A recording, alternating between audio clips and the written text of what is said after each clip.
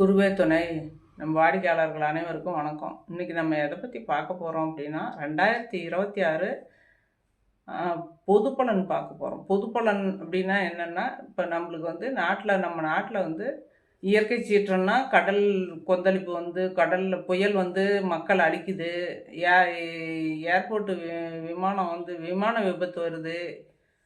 அதே மாதிரி ஏதாவது அரசியல் கூட்டங்களில் பிரச்சனைகள் வருது. இதெல்லாம் 2025ல் அதிகமாகவே இருந்தது நம்ம நாட்டில்.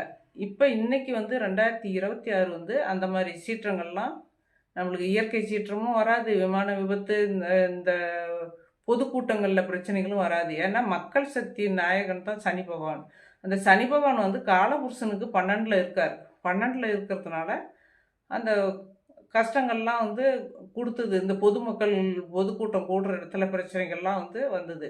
அந்த குரு சனி பகவானை சனி பகவான் தான் மக்கள் சக்தி நாயகன். நாயகன் காலபுருஷனுக்கு 12ல் இருந்ததுனால அந்த மாதிரி பிரச்சனைகள்லாம் வந்தது. குருவினுடைய பார்வையும் இல்லாமல் இருந்தது. இந்த ஆண்டு ஏப்ரலுக்கு மேலே குரு உச்ச வீட்டுக்கு போய் இந்த சனி பகவானை பார்க்குறாரு. 9ஆம் பருவியாக சனி பகவானை பார்க்குறாரு. அதே மாதிரி காலபுருஷனுக்கு 11ஆம் இடத்துல ராகு பகவான் இருக்கார். இந்த ராகு பகவான் இருக்கிறதும் கொஞ்சம் பொதுமக்கள் இடத்துல கஷ்டங்களை கொடுக்கறதுக்கு உண்டான வாய்ப்புகள். 11ஆம் இடம் 11ஆம் இடம் அரசியல் வெற்றி ஆகிறதுக்கெலாம் 11ஆம் இடத்தை தான் பார்க்கணும்.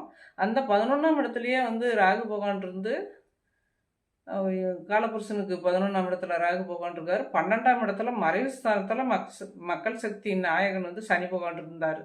அதனால் இந்த 25ஆம் ஆண்டு சரியில்லாமல் இருந்துச்சு. இப்போ 2026ல் இந்த மாதிரி பிரச்சனைகள்லாம் நாட்டு மக்களுக்கு வராது.